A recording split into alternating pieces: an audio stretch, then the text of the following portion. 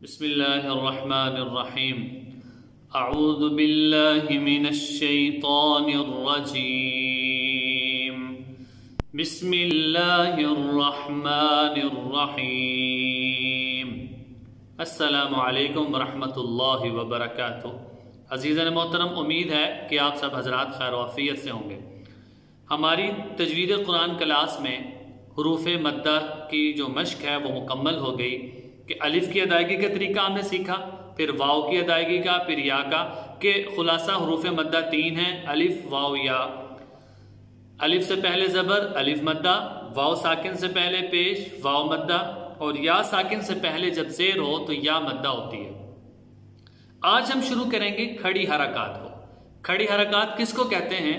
یاد رکھیے، جس طرح حروف مدہ کی ادائیگی میں ہم نے پڑھا کہ حروف مدہ کو ایک الف کی مقدار لمبا کرنا ہے، اسی طرح کھڑی حرکات کو بھی ایک الف کی مقدار لمبا کرنا ہے۔ البتہ قرآن پاک میں حروف مدہ کی شکل الگ ہے، کھڑی حرکات کی شکل الگ ہے۔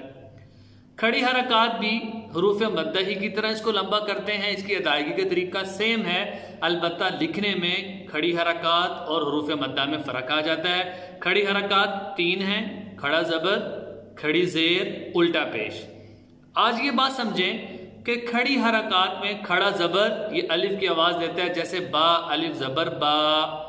اسی طرح کھڑی حرکات میں با کھڑا زبر با، ساؤنڈ دونوں کا سیم ہے، با کھڑا زبر با، با الف زبر با۔ اسی طرح با واو پیش بو، اور کھڑی حرکات میں اگر یہ آئے تو با الٹا پیش بو، یعنی با الٹا پیش بو اور با واو پیش بو، یہ دونوں سیم ہیں۔ پھر اسی طرح تیسرا ہے با یا زیر بی، یہ ہم نے پڑھا تھا یا مدہ، اور کھڑی حرکات میں اگر آ جائیں تو با کھڑی زیر بی اور با یا زیر بی، یہ دونوں سیم ہیں۔ البتہ کھڑی حرکات کا ایک اصول یاد رکھیے، اگر یہ کسی باریک حرف پر آئے تو اس حرف کو باریک، یہ کھڑی ہے جو حرکت ہے اس کو بھی باریک پڑھیں گے، اور اگر کسی موٹے حرف پر آ جائے تو اس کھڑی حرکت کو بھی موٹا پڑھیں گے۔ تو آج ہم پڑھیں گے کھڑی حرکات میں سب سے پہلی چیز کھڑا زبر۔ کھڑا زبر اس کو کہتے ہیں کہ حرکت کے اوپر ایک علامت ہے اور اس کی ادائیگی کے وقت آواز کو بلندی اور جماؤں کے ساتھ نکالنا ہے، اس سے کھڑا زبر ادا ہوگا۔ اب جیسے اس کی ہم مشق کریں: با کھڑا زبر با، تا کھڑا زبر تا، سا کھڑا زبر سا، جیم کھڑا زبر جا، ہا کھڑا زبر ہا، خا کھڑا زبر خا، دال کھڑا زبر دا، زال کھڑا زبر زا، را کھڑا زبر را، زا کھڑا زبر زا، سین کھڑا زبر سا، شین کھڑا زبر شا، صاد کھڑا زبر صا، ضاد کھڑا زبر ضا۔ تو یہ اس کی جو مفردات ہیں اس کی مشق ہو گئی کہ ہم نے ایک ایک کی پریکٹس کر لی کہ با کھڑا زبر با، تا کھڑا زبر تا، کہ ان کی ادائیگی یعنی کھڑا زبر کو اس طرح ادا کریں گے۔